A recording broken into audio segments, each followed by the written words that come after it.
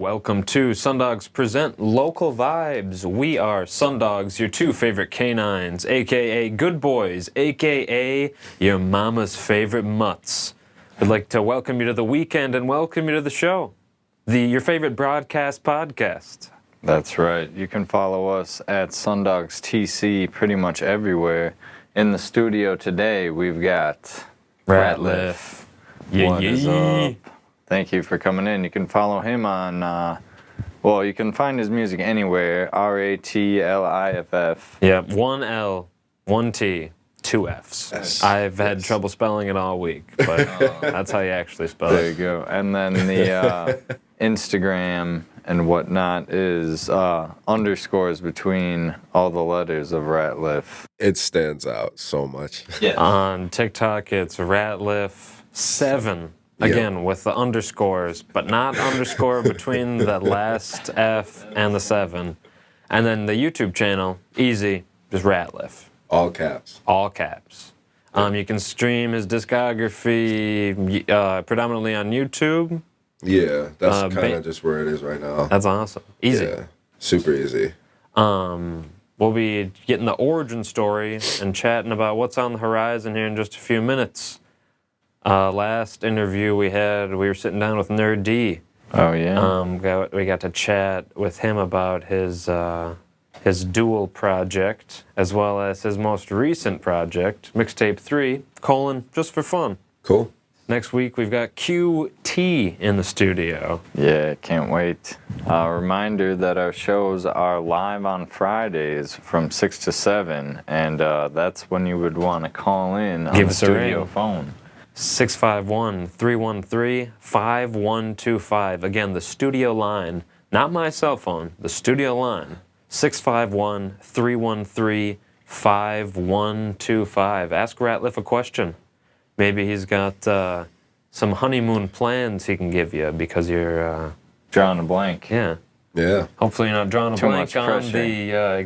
on the honeymoon Where night. it counts. Oh, yeah. Oh, yeah. More information can be found on Instagram at SunDogsTC, as well as at Ratliff with underscores. So this is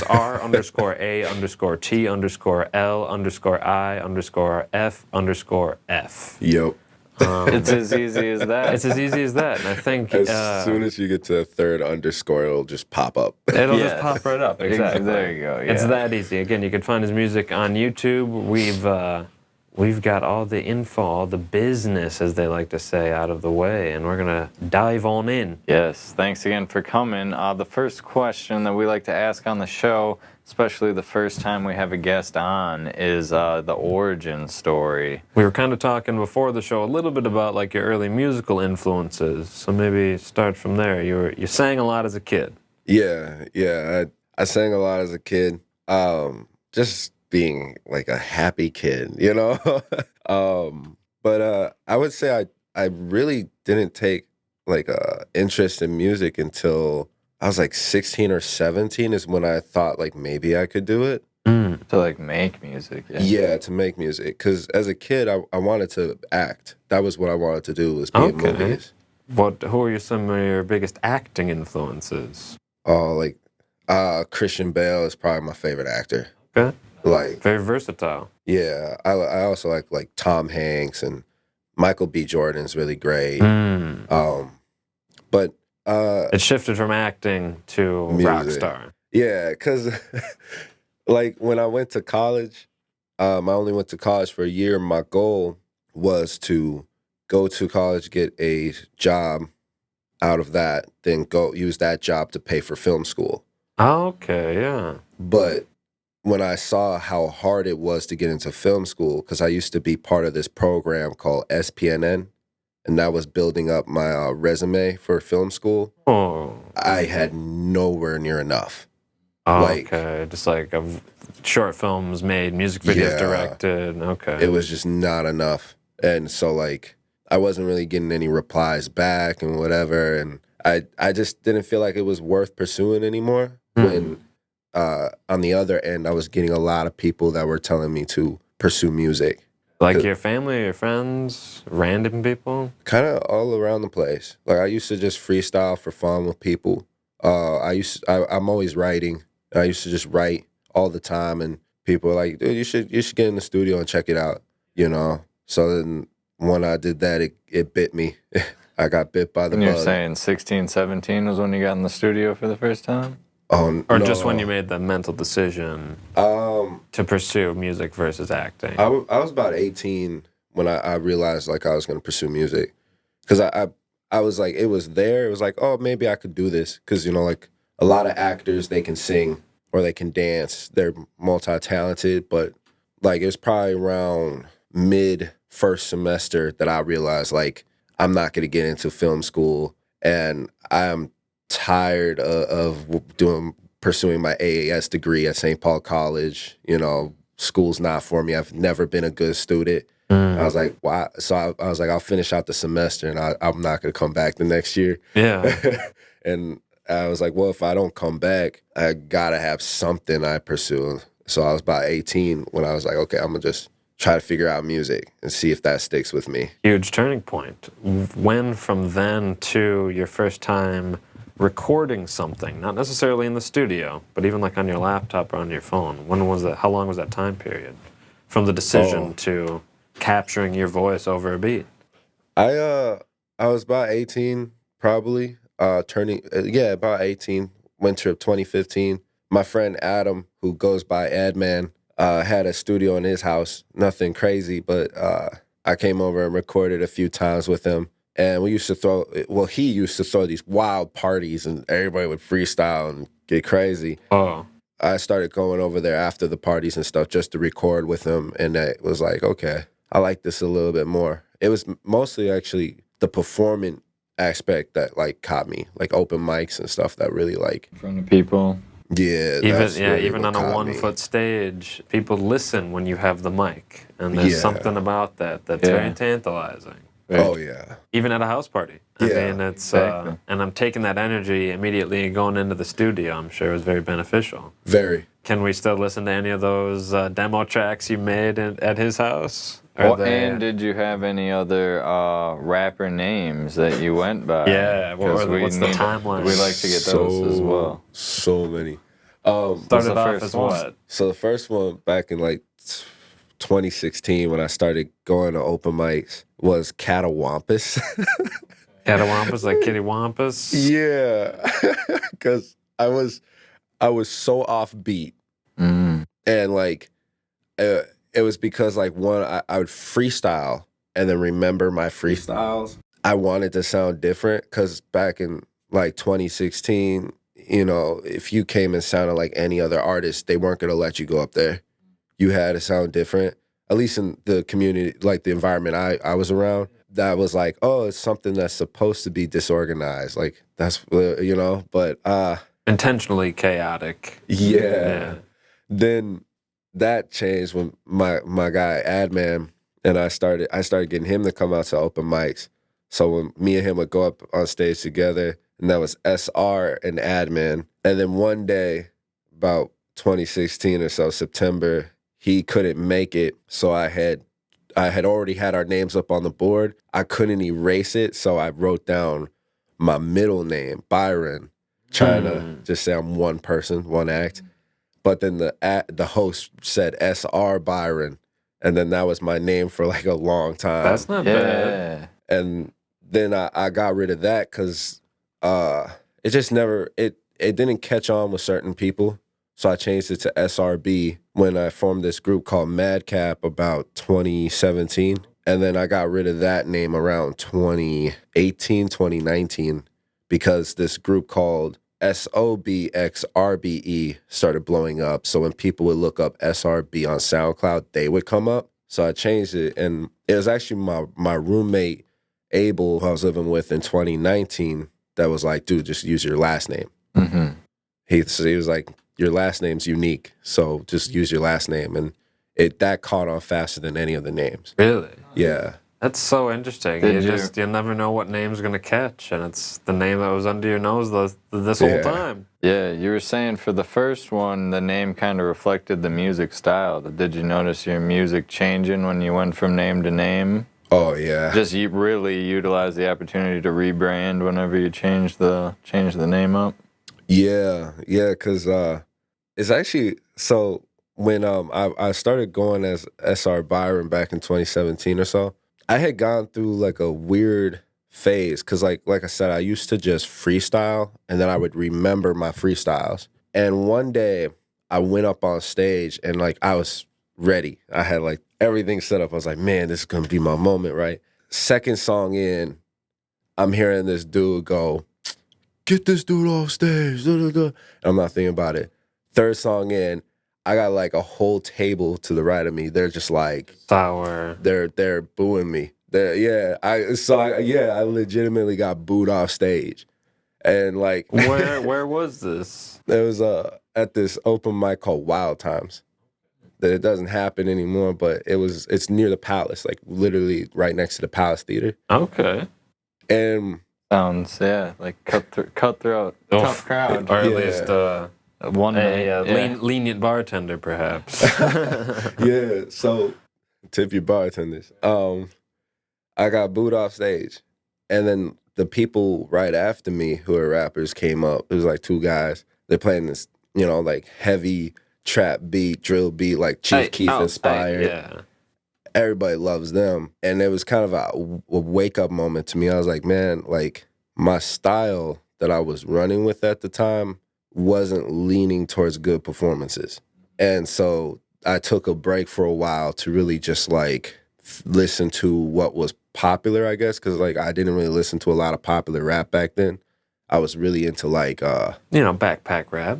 Yeah, Aesop Rock, Yeah. MF Doom, like Living Legends, yeah. Yeah. And so I took some time to like just listen to more of like what was popular, and that made me change like, okay, like I respect this. Like I get what this is and why they do this or that. Or they can package, some really heady knowledge into a pop format. Yeah. And it's like if you break down these lyrics, really trying to send a message, but it's catchy and you got this girl singing on the chorus. Yeah, and sometimes it's not even about the message. It's just like it sounds good. Like Eminem isn't always saying like a message.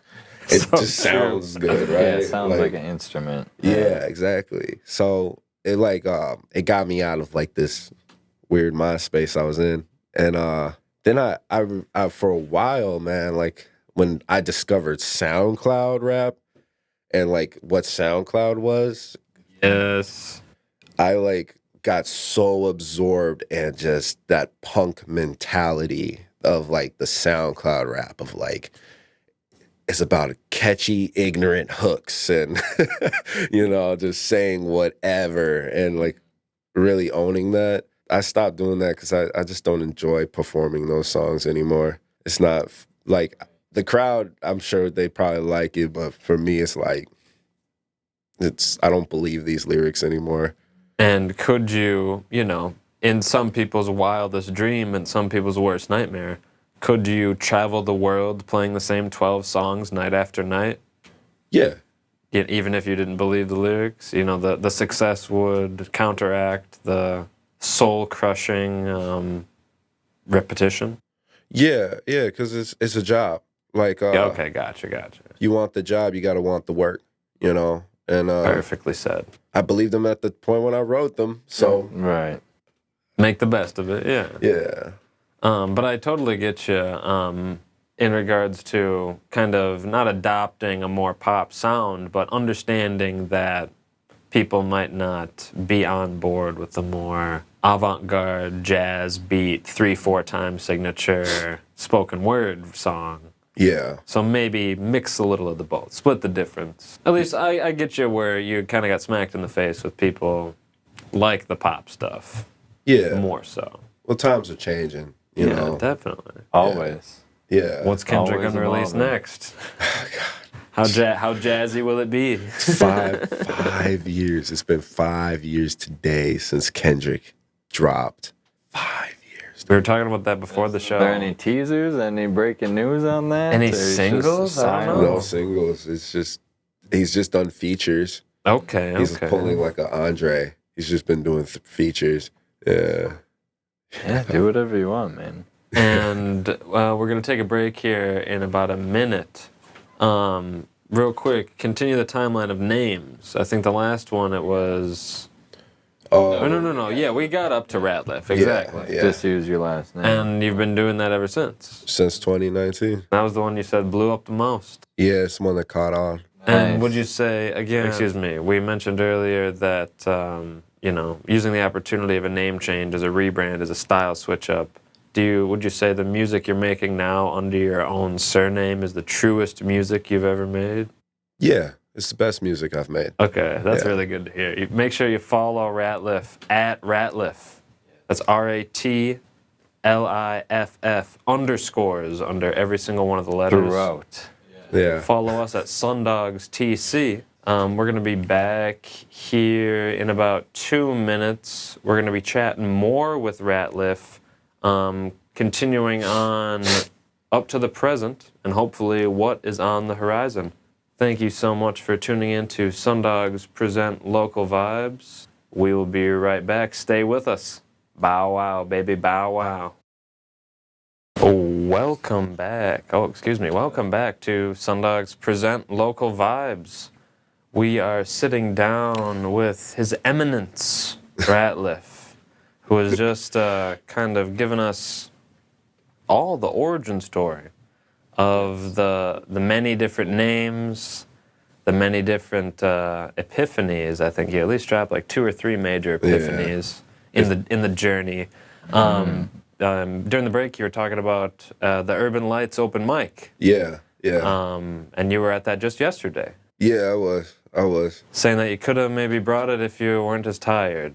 Yeah, I was really tired, man. I work night shifts, so I start work at 8 p.m. and I get off at 6:30, and I'm also like an insomniac.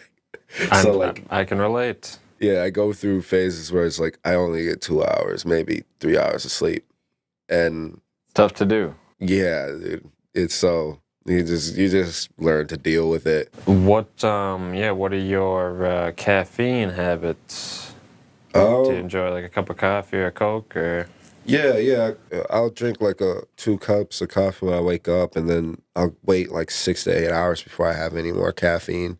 But sometimes, like, if I'm just going through a period where it's like, dude, it's been 2 days and I haven't been able to sleep, I might start drinking coffee just so I can, like, think. And just say, okay, I'm going to just deal with it, tough it through. There's been many studio sessions where I very tired and mumbling and trying my best to get through. Well, if anyone has any tips, give us a call, 651-313-5125, not just for Ratliff, but for myself and any other artist that may struggle with sleeping to the point of being diagnosed insomniac. So, what about, you, again, before the show were mentioning video gaming sometimes helps kind of lull you out when you can't sleep. How difficult is it to try and create when your brain just might not work? Maybe you've been up for 2 or 3 days. Does it get frustrating when you want to create something but the juices just aren't flowing? No, I just learned to I can always fix it later. Okay. So it's more important, like, I have the idea, so get the idea down and then fix it later. A lot of times where I'll write a verse or something, and like I know while I'm writing it, these rhymes don't make any sense. These lines don't make any sense, but it's like the rhythm is more important. It's like I can fix it later. I can change the word Pythagorean to empathy later or something, Capture the idea. Yeah, that's where the voice memos, the voice notes on the phone come in handy. Yeah. Oh, yeah. It's a secret. Yeah, very much. You just right away when you think of it, capture it, preferably with audio, so you remember the pattern of how you were saying it. Because, like you're saying, the pattern's more important. The way you say it, the percussive nature of your words is more important than the actual words. What have you been dabbling in recently? What's on the horizon? Music-wise? Or not even that. So we were at pretty much the name change. Oh, yeah. So we've now emerged in 2019. The phoenix is rising from the ashes as Ratliff. Yeah. And what was the first move? Drop a single, drop a whole project? It was kind of a bunch of stuff. Like it's a long story, but to like sum it up, I had like lost my studio. I had lost a computer that had like 2 mixtapes essentially of material unreleased on it. No. Yeah. It was a lot of, it was years of work. And my group, we kind of just like, we're still cool. We're all still friends, but like we kind of realized like the group is not a thing anymore. I started going to the Fifth Element, and that like re-sparked my energy because there's so many scenes, especially for hip hop in Minnesota. You can be stuck in one and think you've seen it all. Yeah. And then you go to another and realize there's a whole group of people that have been doing their own thing you've never seen. And that was the Fifth Element. I was like, whoa, like I didn't even know about this whole scene, you know? And that's like where I met CMJ, like Uncle T and Nerdy for the first time, and even some people that I'm really cool with today, like Good Boy and Nigel. Yeah. Like I met them there. I was sick. Yeah. And so it was just a grind. Like I was on SoundCloud for a while, and I stopped dropping music on SoundCloud just because I'm tired of running into people that like want to hear my music, but they don't want to download SoundCloud. Mm-hmm. So that's why I moved to YouTube. It's more universal, easier accessible. Yeah. A lot of people listen to the music on YouTube. Yeah. Oh yeah, dude. And are you just just uploading the video or the audio, or are you on the YouTube Music as well? I'm not on the YouTube Music right now, and it's because of complicated issues with the beats and licensing. Like YouTube Beats, or what's the? Yeah, like internet beats. Because for a long time, I only knew like 2 people that made beats, and like I didn't even like record on all of them. Most of my best songs I've recorded are on internet beats from like BeatStars and whatever. Okay, yeah. And like under a limited license, or so not the unlimited exclusive $600 license. Yeah, I stopped buying that. Because what happened to me is I had this song called "Running Down." It's on my YouTube still, and the video's still up on the guy who shot the video on his channel. But I had that song up, and it got copyright claimed, flagged. Yeah. But I own that beat exclusively. And it got copyright claimed and took down. And so then, someone sold you a beat they didn't own or something? Probably.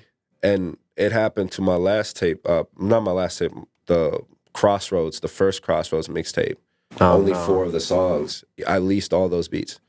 Only 4 of the songs made it on streaming. The other 3 were claimed to have been bought already. That's crazy. So I'm just, after this current project I finished, CR2, I'm done rapping on internet beats because I want to own my music and I want people to hear it in every platform. So I'm tired of getting an email saying your song was taken down, or hearing that my song got like 2,000 streams, but I can't collect any money because it's demonetized. Because someone was evil, or like took it. I don't want to say. I shouldn't say evil, but took malicious. Yeah, took advantage of the song writer and performer. I feel like it's a producer's world. It's a publisher's world. You know what I mean?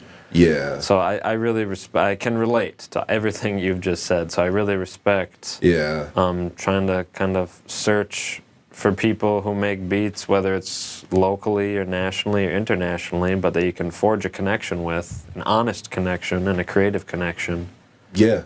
Exactly. Just, you guys aren't going to be screwing each other over. You know, you both want the same goal, so why not mutually benefit each other? And please don't sell this beat to anyone else. I'm your buddy from America. Please don't. Please actually own this beat. Please actually own this beat. Yeah, own your music. It's so important, man, to just own your music. So you said there was an issue on the Crossroads mixtape and CR2, or? Yeah, so, because Crossroads, all those beats I found through the internet, I've leased all of them and, whatever, bought unlimited and stuff for most of them. But other people are still allowed to lease the beat once you've leased it, unless you buy the exclusive. Precisely. And like a lot of times what they want for the exclusive is like $2,000, $3,000. Yeah. It's like, bro, I can't give you a car for a beat. Like, let's work something out and we can split it, you know, Right. 50-50, you know. I make 100, then I'll split it, you know, you get 50, I get 50. Exactly. But that's ideal. And it's Yeah. easier to do that with people you know. yeah. But the producers, I get why they do it, because they don't know. Like, they might be like, they're sitting there like, hey, this guy could be somebody famous. Like, this guy could be getting this beat and then give it to Drake or something. Yeah. And Drake can pay $50K for a beat. You know? Yeah, exactly. So it's money Yeah. money mindset, excuse me. Yeah, because they don't know you, you know? Right. Versus somebody locally like Oz, for example. I haven't met Oz yet, but I know he's here in Minnesota, and I mess with his beats. That guy's not gonna. That guy knows who I am. You know, he's not gonna like Ask you to pay $2,000 for a beat. yeah. But also be renting it to 5 other people for $20 a month, you know. Yeah. Or whatever, yeah. Oh my Yeah. gosh. That's wild. So to any condensed advice you can perhaps give to up and coming artists in regards to beats, you know, maybe they're good for practicing, but Yeah, there's nothing wrong with getting an internet beat and putting it up on like SoundCloud or YouTube. Just like, here's a song, here's a freestyle. Right. You gotta put out content. If Yeah. you're not putting out content, people forget who you are. But like, save your best song, save your your good stuff for the stuff you're actually gonna own, because then you're gonna be in this predicament where you got this song blowing up, but somebody else is collecting your checks. and the bigger the song gets, the worse and worse the discrepancy or the mistake Yeah. gets. So if the song blows up, then, you know, Oh, yeah. Bobby Johnson, who is still leasing you the beat, gets the $4 million in royalties, and you don't get anything. Yeah, yeah. At that point, you got to get a entertainment lawyer. You got to fix Yeah. that. Yeah. It's Expensive mistakes. but easily avoidable. Oh, You yeah. know, if you have that trust, that partnership, that 50-50 split from the get-go, Right. there shouldn't Yeah. be any problems because you both understand this song could make $1 million. So Yeah. why wouldn't we split it, you know, Oh, yeah. equally or equably or whatever, Yeah. fairly? Yeah, it's business. You know, as much as we like making music for the art, you gotta understand the business. Like, for example, if I make a song, it's me, the producer. Maybe the producer had another producer. They also may have had somebody mix and master that beat. Then there's the guy that's recording me, who's mixing and mastering me. That's 5 people Yeah. already in there. So, you know, you employed 5 people to make a product. Yeah, I don't work for free. precisely. They don't work for free. Yeah, and it's, do they want to be paid now or later? Exactly. Like, It's give me $20 now, or Yeah. give me 20% of this song that could make $1 million. yeah, but it's much smarter for the artist. Not trying to like cut anybody out of anything, but it's much smarter for the artist to buy now, because all that money it makes later is going to come directly to you. Yeah. Right. But like, So you could pay a writer as a studio musician. You could pay the engineer right away. yeah, And not be giving up percentages of your songs. yep, Precisely. they're all yours.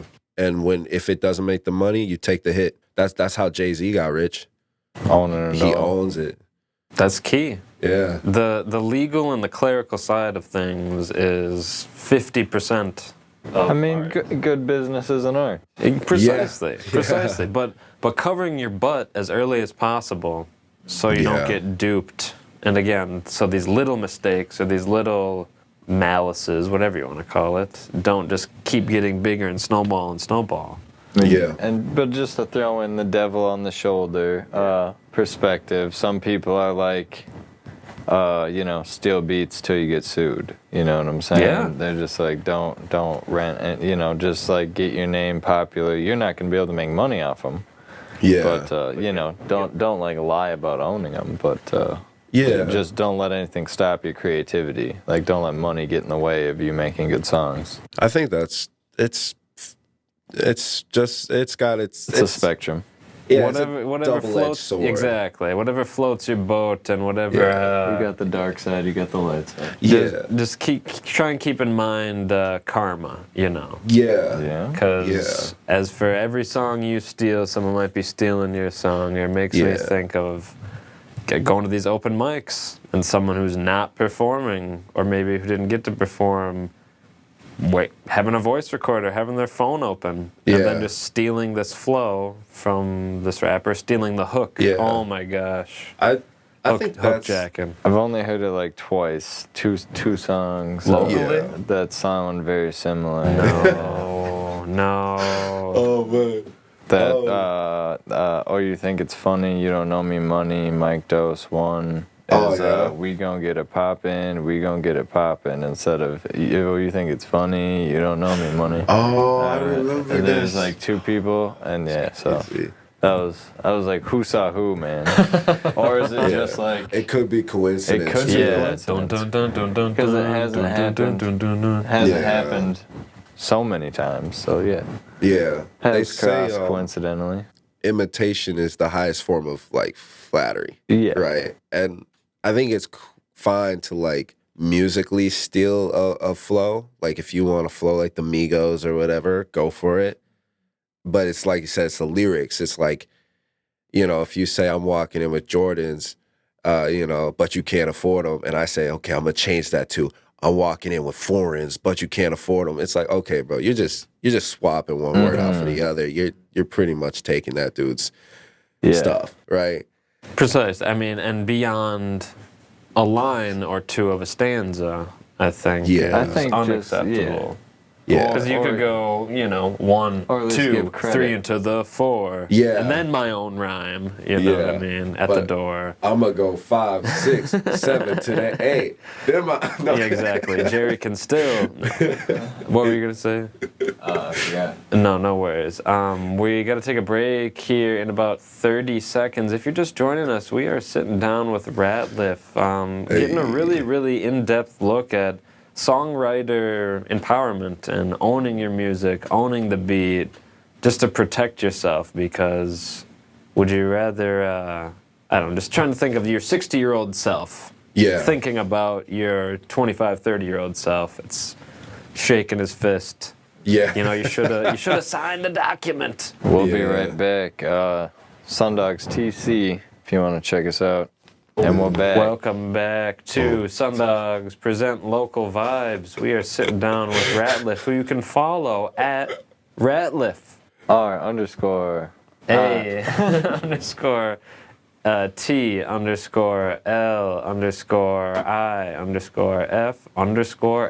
That's on Instagram. On TikTok, it's R_A_T_L_I_F_F7. And on YouTube, the channel is Ratliff. RATLIFF. And in case you couldn't put it together fast enough with the audio, it's Ratliff with underscores in between the letters on Instagram. We were doing it really fast, exactly. Yeah, Ratliff is the name. So Yeah. We've got about 21 minutes until we're jumping into the music. So talk a little bit about the production of those two projects that you had mentioned. Yeah. I consider Crossroads 1 and 2 to be like me at coming into becoming my truest artist. Finally, like at a point where I'm like, okay, I don't wanna sound like somebody else. I wanna sound like me. Finding your voice. Yeah. And Crossroads I started recording that during the pandemic because I didn't have a studio and I was recording at libraries, and the projects I was recording at the libraries they just weren't really good enough to release. And then my friend had hooked me up with this studio called Tangerine Records, and I did 3 songs over there, and one of them was the song I named earlier called "Running Down," and that was catching a little bit of a wave, and that gave me a lot more confidence to get back into making more music. Because before I was like, I'm just gonna record a few singles and then probably find something else to do with my life. But like that actually started catching on with people, and wow. After that, though, I don't know what happened with that recording studio. I know they moved, but I never got in contact with them. Oh, crazy. Nothing bad, just kind of like life, you know. Yeah, but still, it's just like, oh, did they ever exist? You know what I'm saying? I can't find them now, you know? Yeah. And I'm sure through they're your Oasis in the desert. threw your plans off a little bit. Yeah. You may have had recording time scheduled, or had planned on scheduling recording time. Yeah. And then I wind up hearing through my friend Isaiah to record with D-Mill. And I was like, man, that's probably too expensive because it's DJ D-Mill and stuff. And I was like, well, I'll see. And I hit him up, and he was like, yeah, just come through. And I did like one song, and then I came back next week and did another. And then I just realized, like, man, I like recording with this guy. Yeah. This is the guy. So I recorded Crossroads 1 with him. I did 15 tracks. Whoa. Expecting only to put out 3. And then as I was listening to it, I cut it down to 7. And it's funny because I was waiting for the cover art for that tape for months. I had finished that tape like February 2021. It was done. Crossroads 1. Yeah. Yeah. And I was waiting for months, and literally the day before I turned 24, I got the cover art, and I dropped it July 24th. Literally the day before I turned 24. Whoa. Nice. Yeah. What a birthday present. Right? Yeah. And then Crossroads 2 was just me. I recorded 20 more tracks with D-Mill and just cut it down to 10. And he's producing it and mixing it. He's producing it. Just mixing it. Okay, so like recording and mixing it, or just mixing? Just mixing and mastering and recording me. Oh, okay. Yeah. But not producing the beats. There's still the internet, or predominantly the internet beats. Yeah. On those 2 Crossroads projects, right? Yeah, the one beat that is from a local artist on the tape is track 8, called "I Don't Know," because I didn't know what to call it. That's produced by Don Julio. Okay. Yeah, and I got some more stuff recorded on his beats that will be coming later for the next tape. I like to hear that. And then talk about, CR2 is Crossroads 2, correct? Yeah. It's just the shorthand. Yeah. What is on the horizon that you can reveal? I know it's sometimes a show business curse to reveal something when you don't have it set in stone. Yeah. No, I think I can, because I believe in manifesting. Yeah. And this third tape it's gonna be like the first one that's actually gonna be on like Spotify, iTunes, like everything. Because you're owning it. I'm gonna own it. Right. It's all the beats are gonna be local. I'm only working with guys from Is it going to be Minnesota. called Crossroads 3? Probably not. Okay, this is the working title. Yeah, just because like it would be hard to somebody on Spotify to hear this one and then listen to Crossroads 1 and 2 when it's not on Spotify. Exactly. So it's gonna have a new name. I don't know yet. But I'm probably gonna make like 30 songs and then cut it down to like 12. Yeah, what's the benefit of doing that, do you think? Because some people would say, well, why don't I just make 12 songs? Because you only get the best. Okay, the best really float to the take top. the cream of Yeah. I make a lot of music, and I will finish everything. Like even the songs that are bad, I make sure they're at least finished. Yeah. I might come back to it later, but it's a work in progress, you know. Performing tracks, seeing how people like them. There's a lot of songs on Crossroads too that me personally was like, I don't know if this is that good, but when I did it at a show, it's like, oh, they went crazy to that one, but they didn't go crazy to the other one. So, interesting. Yeah. Reminds me kind of like of writing stand-up comedy. You know, some people like these jokes, some people don't like these jokes. Yeah.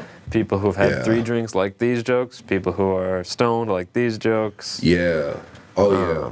It's the Gorillas work the same way. They'll record like 45 songs and then cut it down to like 21. I love the Gorillas. Yes. So I really respect that work ethic because, I mean, at first glance, a lazy artist would say, why are you spending 5 times as much time on this? But you get the best.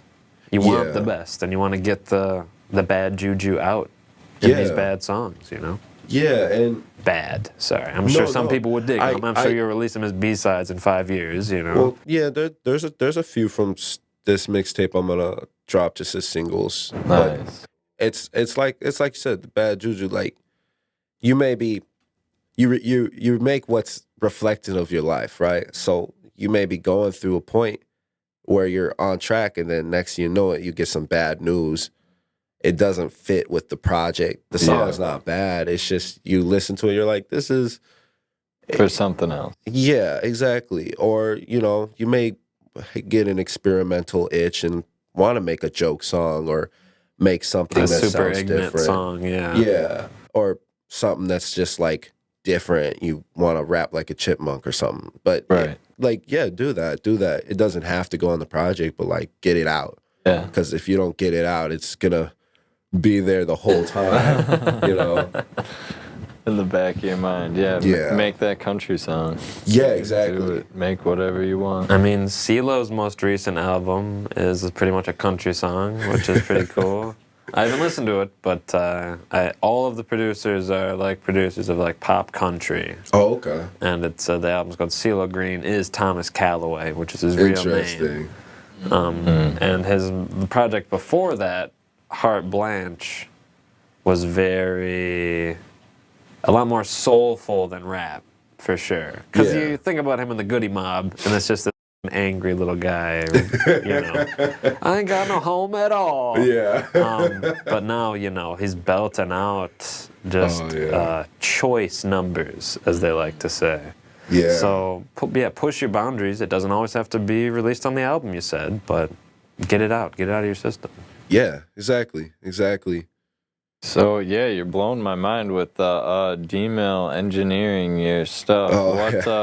What works well with you two together? Is he like making your voice sound like just how you want it, or is it like he knows how to be like, hey, you should try it like this, or like what is it about working with him that you like? Is it just like a cool looking studio, like or is he just a pushover and he'll do whatever you want? No, listens to exactly what you say. You know? He's got a very, very strong work ethic, and it's like he'll make time. You know, if you come correct, he makes time for it for certain artists and pretty much everybody. He gives everybody a chance. He's also just he's a very genuine dude, you know. And I've worked with so many people that like they're so nice to you up front. You can never get your song emailed to you. You know, like they'll never send you your track. You got to book a second session just for that. You know, they're all at the end of the day, they're not really for you, type of thing, or like they're showing other people your songs behind your back and letting people steal your stuff or whatever. I remember probably the third session I ever booked. This was a long time ago, like 2017. The guy was offering me to listen to other people's songs. It's like I'm never gonna come back here. Yeah, literally. It's like how can I trust you now? Yeah. I never came back. Oh, that's gonna give me nightmares. Yeah. That's bad. That's not what I want to hear. And you said he's a pretty genuine dude. Is your guys' rapport pretty chill? You know, you don't take anything too personally. If he says like that's terrible, you know, maybe you should take a break, or maybe you should try it. Lower and slower. Oh yeah, he gives me feedback like that. Cool. Yeah, all the time, and you know, he's definitely got an ear for stuff like that. He'll be like, "This verse is better than that one," or "This take is better than that take," or you know, "You should think about this song this way." And he's got a good ear for it. Nice. Yeah, that's huge. That's blowing my mind. I didn't know he recorded people. That just shows you how, you know, head in the clouds you can be, or how into one group you could be without realizing what other people are doing, like you were saying, where it's like... Being so entrenched in one scene that you don't know what's going around you. Yeah. Are you going to be working with him on this upcoming project? Yeah. Yes. Yeah, we've already Excellent. started. Yeah. Already started? I love to hear it. Oh my gosh, we'll have to have you back on the show to promote that. Yeah, definitely. That's so exciting. Yeah. We're running out of time though. Right. So our producer was saying that what was the song? Better Things had swearing in it. So we're not gonna be able to play that one. No, I cut the swearing out, didn't I? They were saying, so it's like almost inaudible. When they showed me, I was very questionable, but it sounded like an MF, mother blanker, very, very, very, very subtly. I didn't say that. In the background. No, you didn't say it. The French sample didn't say it, but there's like a third sample, I think. Oh, I get that, like DJ. Exactly. It's kind of like Hype Man, and I think there's an MF in there. But we've got Blossom, right? Yeah. And we're gonna play that in record. about 30 seconds. What was going through your mind when you wrote this? I wanted to write a positive love song. It's not about anybody. It was just me challenging myself to make a love song that was positive. That's all, and it came out pretty good. People like it. Yeah, I really like it, and I think you guys will too. Thank you so much for coming in. It's been a pleasure. Having me. Yeah, we'll definitely have you on again for the Untitled project, the local producer project. This is Blossom by Ratliff here on SunDogs Present Local Vibes. See you next week.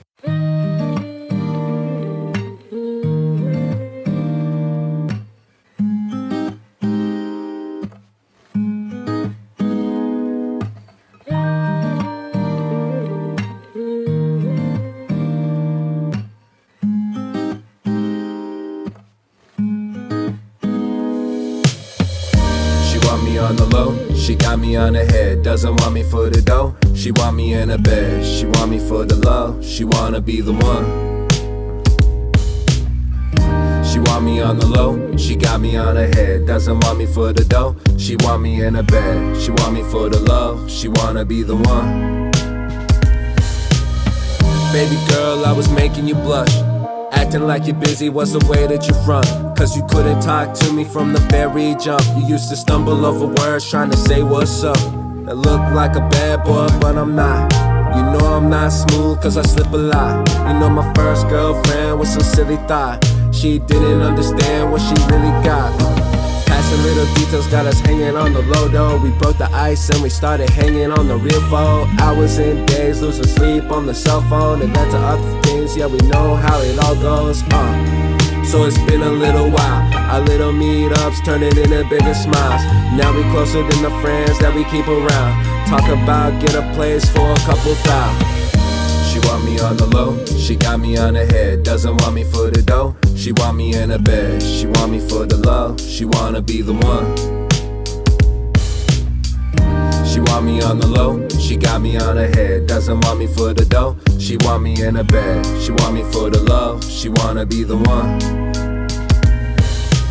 And it's been a minute, I put a lot of distance when I am receiving nervous emotions, I'm not used to being anxious. I'm way too on a secret slipping conversation. I should've never told you all the things I was thinking, but I'm an open book that you wound up reading. Flipping through my pages, first person to break it still has pieces.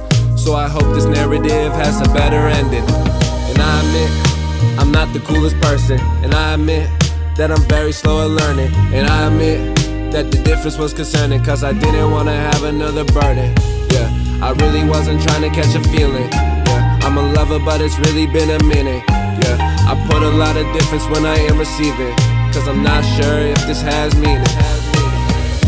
She want me on the low, she got me on her head. Doesn't want me for the dough, she want me in a bed. She want me for the love, she wanna be the one. She want me on the low, she got me on her head. Doesn't want me for the dough, she want me in a bed. She want me for the love, she wanna be the one.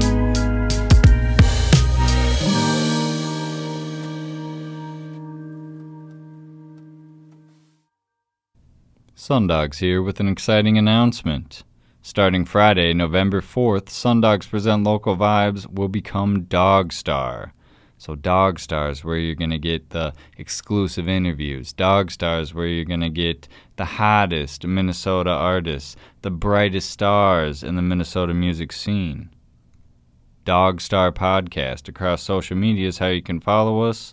Your favorite show, SunDogs Present Local Vibes, is just going to be Dog Star now. So you can search Dog Star on YouTube, follow the channel. Search Dog Star on Spotify, subscribe to the podcast. Dog Star is what you want to know.